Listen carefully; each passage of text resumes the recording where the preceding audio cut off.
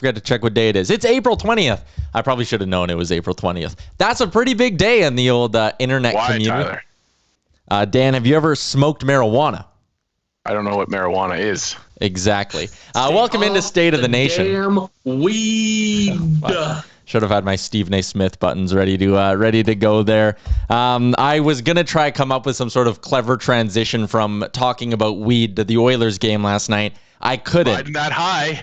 Yeah. We're still riding that high. We are still riding that Oily Boys high. I said Saturday was probably the Oilers' best team win of the season. Last night was the most entertaining hockey game I have watched all year, full stop. Zach, agree? Oh, easy. I mean, it's one of the most exciting hockey games I think we've watched in the last year and a half. I mean, it was a hell of a game all around. Dan, last night's game? I have to give full credit to our broadcast team. Jack Michaels and Louis DeBrusque got me absolutely fired up for that game. It felt like a little bit of what we had earlier against the Habs, where there was maybe some disappointment coming. You know, the bounces just weren't going the Oilers' way. And they always say you make your own luck. Well, the Oilers sure as hell made their own luck last night and opened up those opportunities once that 10-minute mark hit. Then you got Ethan Bear scoring an absolutely clutch goal. The floodgates just opened from there, and it was the Habs were on their heels for the rest of the game. There was nothing to be done by them when they pulled the goalie. That was the most ceremonious pull of the goalie I've ever seen, because they had no chance of creating anything from that. They were better off just leaving him in there and maybe having a chance to get one goal at the end. But no, they didn't, and we capitalized on that too. For a team in Edmonton that can't score an empty net goal to save their lives most times, that was the easiest empty net goal we've had in multiple years. I think the Habs were credited with 8 shots on goal in the third period. I think that's almost generous. I didn't feel like they had 3 good chances in that period. Never mind 8 total shots on goal. It was just that wins like that, you totally understand, and it's totally justified why it gets the fan base so jazzed.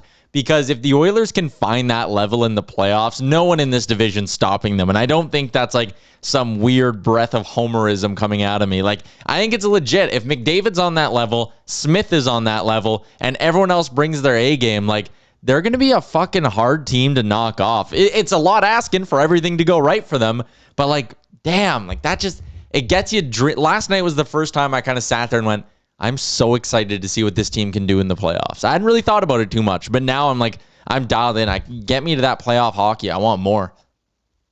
Well, it's that playoff style of game, right? Yeah. It's the physical, it's the fast pace, it's the big hits, it's the questionable calls. That's what makes playoff hockey. And I think we're at the time of the year, Dave Tippett said it in the post game last night, that we're starting to transition into playing playoff hockey type of hockey games here, whether it's against a team like Vancouver or against a team like Montreal. And we've talked about this a number of times in recent weeks, and it was just in terms of Montreal and how I've kind of felt they were one of the teams that kind of scares me. Well, last night just goes to show that, hey, we actually can play this style of game. Yeah. We can be physical. We can keep up with a Montreal like that. And, even when a guy like Connor McDavid is getting going and laying big hits, it just seeps through the lineup, right? Dan, I know you're fired up about this as a hockey fights guy. You love when it gets chippy, and I'm stunned they didn't come through with a fight for you there. Zaniga1010 in the Twitch chat said, I agree. Last night I definitely said to myself, we have a team, boys. I'm also reading some D-pairing takes on Twitter. We'll get to those in a second. But Dan, that playoff style of hockey, it's kind of, I think, what we were almost expecting from the North Division all year. Last night was what we really, really wanted. Yeah, I think that there's been a lot made of the team toughness and the element of toughness throughout this abbreviated season in each division. You've had some pretty heated, goes between teams like Columbus and Chicago, which aren't usually traditional rivals, but they just get fired up to play each other. But nothing has really touched what we saw last night. We've had games where there's been 3 and 4 fights in the game, and it just hasn't touched the same level of physicality as this one. And for me, the big thing was that the Oilers didn't wilt under the push of the Habs in the first period. They didn't let that, Jujhar Khaira, that was a scary scene to see Jujhar that wobbly. And they watched it an unbelievable amount of times. They played that on the screen, but for me it was exciting to watch a team that didn't let that emotionally get them down. They just kept coming, and a guy, full credit to a guy like Cassian, who that is his kind of game. That is his bread and butter. That's where he's supposed to be able to fire the team up. And those next few shifts after Jujhar went down were quintessential Cassian hits and quintessential Cassian shifts. He hit everything that moved for about 3 minutes. Now, did it continue for the rest of the game from him? No, not necessarily. And I think the team, that's what a good team does. A good team responds with some physicality, and then they respond on the scoreboard. And the Oilers were definitely pushing to score that tying goal, and then they just didn't take their foot off the accelerator pad, which is something that this team has been accused of doing before. Spanky Egg is in the chat saying, hello, Dangerous Wade. Kind of echoing what you said, Dan. 100% agree. What made it great was we beat Montreal playing their style of game. And I felt like that's kind of what it was. For 2 periods, the Oilers went, you want to try bully us? You want to try run us over? Like you said, Zach, they showed a side of themselves that I haven't really seen all year. And then in the third period, Edmonton just kind of said, all right, now it's time to show you that we're as tough as you, but we're also faster than you, more skilled than you, and can score easier than you can. And they put that absolutely on full display. A lot of like kind of weird moments in the game last night as well. I shouldn't say weird. A lot of fun internet things. Like you had the end of the call where Jack Michaels is thrown to the game. Then you had McDavid missing a 2-on-0 with Puljujarvi that was started by Mike Smith. Zach, what was your favorite like weird moment of the game last night, or like funny off the wall moment? It's the best moment for me is Jack Michaels throwing it to Calgary for Chuck to fall at center ice and turn it over for the empty net goal. It was absolute poetic justice for any Edmonton Oilers fan. Obviously, Kachuk's not a fan favorite around here, but I mean, I thought the whole McDavid Puljujarvi 2-on-0 was pretty comical too. I mean, what one hell of a pass from Mike Smith to fire that puck from behind the Oilers net and pretty much put it right on Connor's stick. So pretty funny to see that happen. But hey, Connor got his revenge. He came up big in the third and scored a massive goal for the Oilers. So yeah, no, it was a pretty entertaining night. There was an Instagram account who put this still image of McDavid on the 2-on-0 with the puck on his stick, and then the still image of like Petrie and Edmondson, I think, or whoever, like draped all over him, and they were like, he scored on one of these and didn't even get a shot on the other one. And I thought that was hilarious. Dan, your favorite? Yeah, I know you already gave some love to the broadcasters, but what's your take on some of the sort of odd stuff we saw last night? Well, 100% the shout out goes to the Mike Smith a la Dwayne Rollison to Mike Pekka pass in the 2006 playoff run. I think that's something that they've been working on for a while. That doesn't just happen naturally. No. That's a set play. They knew that the players were going to go aggressive on Smith behind the net, and they victimized him for it. And I think you're going to see that again, and it's not going to end up that way this time. And so that's exciting for me. Yeah, there was just, like I said, the moments for me is the way that this team responded to Jujhar Khaira's injury. Yeah. That's a scary thing for the team to watch one of your teammates who has had some head issues already this season go down and be able to respond in the way that they did. And honestly, the Habs were taking some liberties early in that game, and the Oilers didn't lose their brains for it. We didn't get off of our game plan. We played right up to them, and then like Spank YEG said and Dangerous Wade said, they responded well in the third period, outclassed them, outperformed them, won the game, and that's against a team that, like Zach said, is a team that we were previously worried about, because the Habs do have the ability to have a good team effort, but they just don't have the skill that the Oilers have. Zaniga 1010 in the chat asking if Connor can hit 100 points in the remaining games. He would need 26 points in 12 games. I mean, maybe if he rattles off 5 in one game, like it's possible, but that's a pretty tall order, isn't it? He's winning the scoring title. I don't know if he's hitting 100 points. Well, I mean, if there's anybody that can do it, I right, know, Tyler? yes. Like, if there's anybody in the world that could do it, it's him. So I mean, I think he'll do it. It wouldn't surprise me at all to see it happen. I was a guy at the start of the season, even before the season started, that predicted that he was going to get 100 points. Now, the issue is when you look at their game schedule, they've got a lot of games against the Leafs. The Jets, the Flames. So there's a chance there. Canucks. And then a hell of a ton of games against the Canucks. Yeah. So, I mean, it's not unheard of. The Canucks came out and played really well against those Leafs after a long, extended sick break. So you wonder what that team is going to feel like towards the end of these 19 games in 30 days that they have to play. But, yeah, I mean, like Zach said, I'm never betting against Connor McDavid. You just default to yes whenever the question is, can he be greater than he already is? But he does have to score 2 points a game to be able to do that as an average, or above that, I guess. Above that. So it's a lot to ask of a man, and to the credit of the Jets and the Canadians, they have found a way to keep them off the scoreboard up until 10 minutes left to go in the game last night. So, yeah, it's a tough bet, but I'm never betting against Connor. Well, beyond Ottawa, where McDavid's got 21 points in 9 games this year, he's actually got 15 points in 7 games so far against the Jets. Yeah. So that's 2 points per game right there. So two games left of the season, there's 4 points. You got Montreal 4 more times. You see what he was able to do last night in an offensive outburst. He loves playing Calgary, 15 points in 8 games there, so that should be a 2-point night against Calgary. And then you sprinkle in a couple more games against Vancouver, 8 points in 5 games from there this season. You never know what can happen, right? It's going to be close. Yeah, you never know. Like a McDavid heater. I remember at the beginning of the season, you wrote that piece, Zach, talking about how McDavid's numbers were good at that point, but giddy up because we were about to see something crazy. And we ended up seeing something crazy here. So maybe he's got another level to hit here before the playoffs comes. If the Oilers get a lot of power plays, that, of course, will always help. McDavid has 74 points, leads the NHL. Second place is Leon Draisaitl with 63. Third place is Patrick Kane with just 57 points. Just 57 points in 46 games. Bad year of Patty Kane. But if McDavid didn't play another game this year, he probably still wins the scoring race. Unless Draisaitl catches him. My math says that if you extrapolate that to a full season, that's 140 points, 130 points? 138 going into last night, I think. That's unfreaking believable. Yeah. Unbelievable.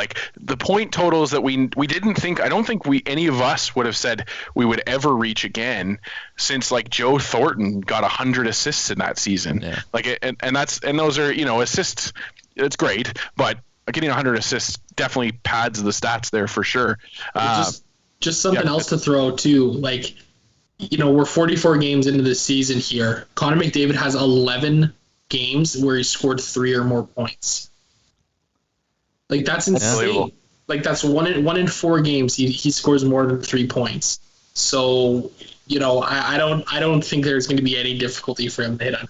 Here, another cool thing about McDavid this season is how much more he's been shooting the puck and finding his goal scorer side. He is currently tied for 6th in the NHL in shots on goal. That's something as well. He started to do it a little bit last year, but this year it feels like at least he kind of went, I bet you I could be a 50 goal scorer if I tried real hard. And he's almost at a 50 goal pace for this season as well. So everything McDavid's doing is just unbelievable. Last night was another wonderful display of why we're incredibly lucky to watch him.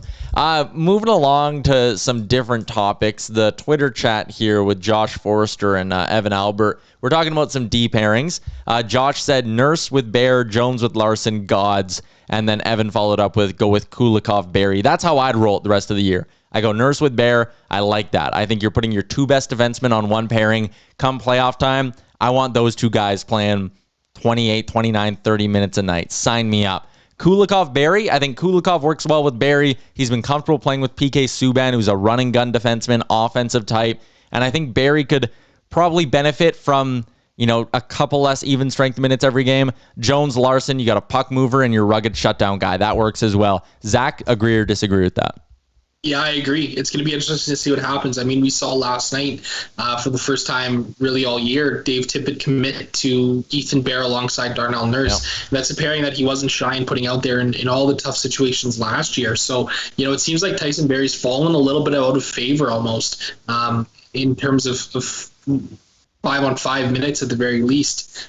So I think it's absolutely the time to put Ethan Bear with Darnell Nurse and let them ride. They're both playing some of the best hockey of their careers right now.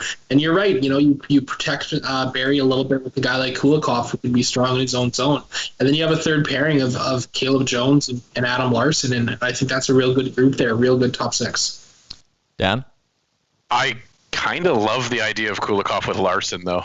That's And just going all out shutdown. Seem kind of fun. Yeah, meat and potatoes, slam the door shut on every offensive opportunity. So I think what I'm most excited about, and I know that a lot of people love continuity, but I think we're going to see a lot of line jumbling with the defense as we go down the line to the wire here, and that's fine. We're already in the playoffs. I don't think we need to worry about chasing the first overall division. Who cares? We're gonna avoid the Leafs to start. They're gonna probably lose in the first round because that's what they do.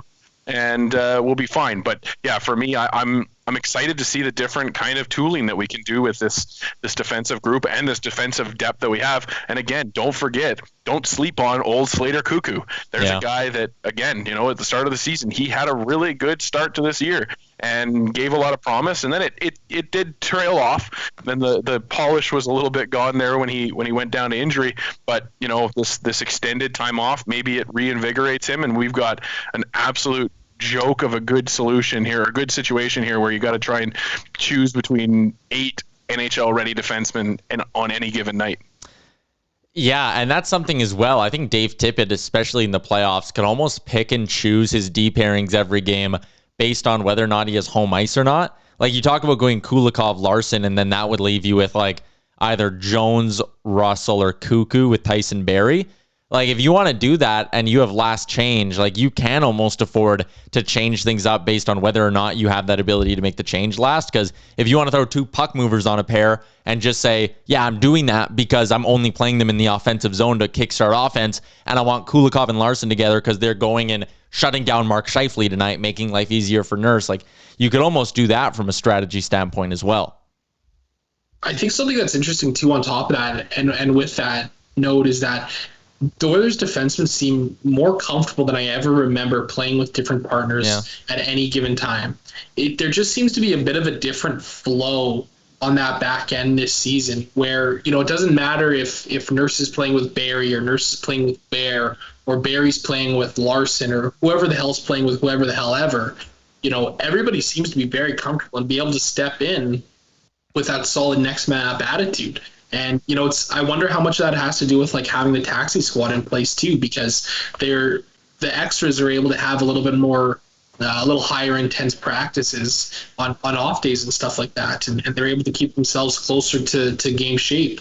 I mean, hell, look at a guy like Nygaard, right? Look how good he's looked in the year or two that he stepped back after not playing for a month. So I think that's something that's definitely added into the help on Oilers and depth issues. I like that point. It's really good. Heading to the Twitch chat, Raw Toast X, hell of a name. Again, I'm legally required to read your usernames when you send stuff in. What are your thoughts on McLeod being called up? We'll get to that in just a second. First, though, a couple of notes from Dave Tippett. He says, this via Tony Brar, that Ryan Nugent-Hopkins has a chance of returning to the Oilers lineup tomorrow against Montreal, so that could be potentially happening. Tippett says he spoke with Jujhar Khaira, said, I quote, I talked to him today and he was fine, or he said he was fine. He will undergo further testing. So what I'm taking from this is, or what my take on that is going to be quickly, if Khaira says he's fine and he clears the tests, I'm keeping him out for another week no matter what. And I almost want to do the same thing with Ryan Nugent-Hopkins. Don't mess around with head injuries. Also, you have the playoff spot locked up. There's no need to be rushing guys back into the line right now. Dan, you were emphatically nodding your head yes. You hit it on the head. You cannot. That's a hell of a. Well, yeah. But you nailed it. It's you cannot. We cannot rush Jujhar back now. There's just no two ways about it. That was not a very. To me, that was a solid hit, but it wasn't an aggressive hit by any means. It was right along the lines with what McDavid did to Deneau seconds before that. Just a nice solid check, and you don't want to see your guy get smoked, but it absolutely rung his bell, and he was looking worse for it. So yeah, for me, Jujhar doesn't play until you need to get him back into game shape in the last couple of games against the Canucks. And then for Nuge, it's like if he's close to coming back, I want him 110% coming back before I put him into a lineup, especially against these Habs who just did that to Jujhar Khaira. There's just no need to get into these physical battles with the Habs when you have your star players on the mend still. So yeah, for me, give those guys an extra week, have all the practice they want, and it gives a chance for some guys like Ryan McLeod's to come in and get a spot duty there and find out what it's like to play in some playoff atmosphere hockey. When we go forward here, let's say Nuge is healthy. Let's even say like Nuge, Khaira, and McLeod are all healthy and all available. Zach, how would you approach the line combos? I don't think they're bringing up Ryan McLeod to sit on the taxi squad. I think he's coming up because they think he can contribute in the NHL. So what would you do with him? What's the smart play? I'm actually curious to see if he can catch lightning in a bottle on the Oilers' second line alongside a guy like Leon Draisaitl or Nugent Hopkins and Kyler Yamamoto. And I know that's a lot to kind of throw out there, but McLeod has been red hot this year. His offensive game is at the best it's ever been, even going back to his junior career. So to see him producing points at a pro level like that, it just, I keep getting those vibes, those Yamamoto vibes from last year. Where Kyler was able to step up in a top six role and do really, really well. I think McLeod will likely come in and play on the wing rather than the center position, just given the added difficulty of playing up the middle in the NHL. And especially for a young guy, I don't think they'd want to throw too much on his plate. But I'd really be curious to see him up there in that top six because, whoever that rotating second line left wing has been at any point this season, they're not doing enough. So I'd be curious to see if McLeod can do something up there. Jason Gregor said he believes McLeod's coming up to be a centerman, which I found interesting. But even if that is the case, like if you want to play him at center, why not put him with a defensively responsible winger like Ryan Nugent-Hopkins and then Kyler Yamamoto on the other side? And even if it's something like, one night he's struggling to win faceoffs, it's just one of those things that'll happen to a young player. Just slide Nuge over. And I think the pairing of McLeod and Nuge can actually work pretty well together. So I love that you brought up the second line. Dan, what would you do with McLeod? You in on him in the top six, or are you starting him slower? I think I'm going to start him a little bit slower because I do think that there's going to be an adjustment level for him coming into the league. And for me, I kind of want to see what Gaetan Haas can do in that spot. I really liked his game against Winnipeg. I know that the minutes were low, but when he was in there, he definitely didn't look out of place.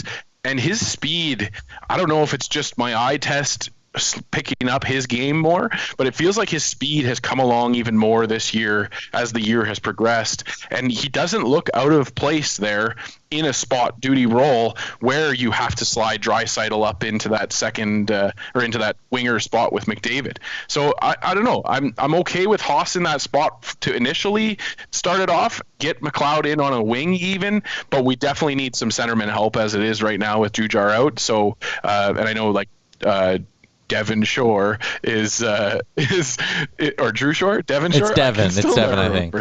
Devon Shore is playing some center spot duty as well, so you'll probably have them alternating in and out. But yeah, for me, if you're giving Jujhar and Nuge the rest that they need, McLeod will have plenty of opportunity to play the middle spot on whatever line he's on. Quickly to the Twitch chat, Spank Yeg, when does the farm team playoffs get going? Don't think the American League is doing anything like that. I know they're not playing for like a Calder trophy or anything. So with their season, there really isn't like a situation where you'd kind of go like, should we send McLeod back down for like the American League playoffs? Like I think he is up here to stay, and I don't think he's just going to be yo-yo. Like with the 7-day quarantine especially, you're not going to bring him up for like 2 weeks and then be like, you can go back down, then what, bring him back up for the playoffs? I think he is here to stay. Daniel Nugent-Bowman of The Athletic just sending out there seems to be some optimism surrounding Jujhar Khaira. Khaira obviously won't be in the lineup Wednesday. There's no clear timetable for a return, but the news is apparently good. So that's at least another positive we can pull as we break down last night, is that Khaira at least doesn't appear to be, a long-term injury or something like that, because that was definitely scary. We'll end with this question here from Joshy Mo 22. Are you guys nervous about the Oilers' 5-on-5 play going into the playoffs? They're at 38% with McDry off, They were 52% with them off in 16-17.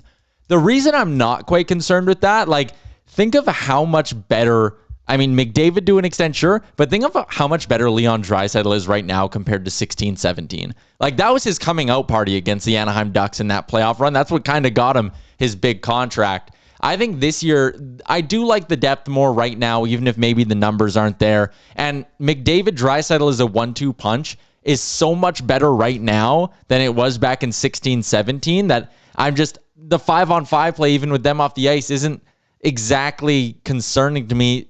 I hate being negative on this day, but are there any concerns for this team heading into the playoffs, Zach? I mean, yeah, there's always concerns on any team heading into the playoffs, I think. I mean, whether coaches or whether players will admit it or not, there's always parts of the game that I think teams and players specifically are looking to work on. And I think for the Oilers, their goal differential at 5-on-5 with and without McDavid and Draisaitl on the ice continues to be a big issue for this club and this organization. So, it's less of a, got to stop the bleeding the bottom six. It's a bit of an issue of an all-around bleed that there seems to be. So, is it going to be detrimental? I don't think so. I don't think it's going to necessarily cripple the team right now. But, as we cruise through the playoffs and head into the offseason, those are some things that the Oilers are really going to have to focus on fixing up in their game. Dan, is there anything to be nervous about, or is it just flying high until playoff time around here? Listen, I'm not a numbers guy per se. I know that my Twitter handle is @TheDanalytic, but I'm not very good at analyzing stats. But Leon Draisaitl and Connor McDavid played 26 minutes and 27 minutes last night, and it didn't look like it. So for me, It's like, whatever. Yes, it would be great to get some more scoring and limit your chances more when you don't have those two guys on the ice. But at the end of the day, like you said, Tyler, these are the two of the best players in the league. You have at least one of the best player in the league, the best player in the league in Connor McDavid. Any given night, to me, that just pencils the Oilers in for 2 wins in every series they're in. You expect that those guys will take over a game and blow it up twice at least. That means the rest of the team has to win 2 games, with their help or without their help. And for me, I still do believe that this team can do that. I think we've seen it with the different combinations of, Cahoon and Haas and Yamamoto. And then you've got McLeod coming into the mix now. And it's just, everything about this team is still trending upwards for me, and that's all you need. Like Zach said, you look at every single team in the league, there's a question mark on that team. For a Tampa Bay Lightning, it might be, can they continue the trajectory that they're on? Whereas with us, it's always been needles up. And from the start of the year to now, you look at our playoff chances, the needle has just been going up the entire time. We're now in the playoff picture, and going forward, I don't look at this team as any one big issue when you have those 2 X factors that can change the game in an instant. We're talking about injuries on the Oilers side of things. The Habs will be without Carey Price for at least a week due to concussion protocol, is what they announced today. So no Carey Price tomorrow for game 2 between these 2 things. I like the optimism there, Dan, so I want to end on that. But let me just quickly go around here one more time. Tomorrow night, do you think it'll be the same playoff type atmosphere, heated with physical play everywhere? Or do you think maybe it'll be like they'll tone it back a bit? Zach, what are you expecting tomorrow night? No, we're playoff hockey the whole way down the stretch here. I think every game's going to be like that, and Edmonton needs to make games like that. They have to be the ones who are the Montreals in that sense. Yeah. That come out, that are engaged, physical, that are playing that type of game. They can't sit and wait for other teams to force them to play that style. But yes, I would expect a lot more games like that here. Dan? Yeah, I want to see it not necessarily have to be Connor and Leon that get the physicality kind of ramped up, and then the rest of the team is like, oh shit, those guys are doing something, so I should too. I would like to see our bottom 6 be the ones that initiate that kind of element of play, because Connor and Leon have shown that they're able to kind of let that stuff fly off the side of them. Danault holds Connor's leg after he hits him. That doesn't bother Connor anymore. Yeah, sure, Leon, went in and gave Buddy a chop to the face after he high sticked or elbowed our guy. But that kind of stuff you expect in a playoff atmosphere. I just want to see the bottom 6 drive the narrative a little bit more on that physicality, and I think we will see that tomorrow. Should be a fun one. Wrapping it up with a message from Spank Yag. Dem Oily boys. Wheels up. I wish I could get the voice down. Zach, Dan, Damn you guys. Oily boys. Wheels up. Skeet. All right, you guys have a good week. You enjoy the game tomorrow. Thanks, everyone. Thanks for everyone who sent in messages. That's probably the most active our Twitch chat has ever been. Thanks to everyone on Twitter, Facebook, everywhere you watched it. We'll be back next Tuesday, every Tuesday in the playoffs as well. It should be a ton of fun here. Playoff hockey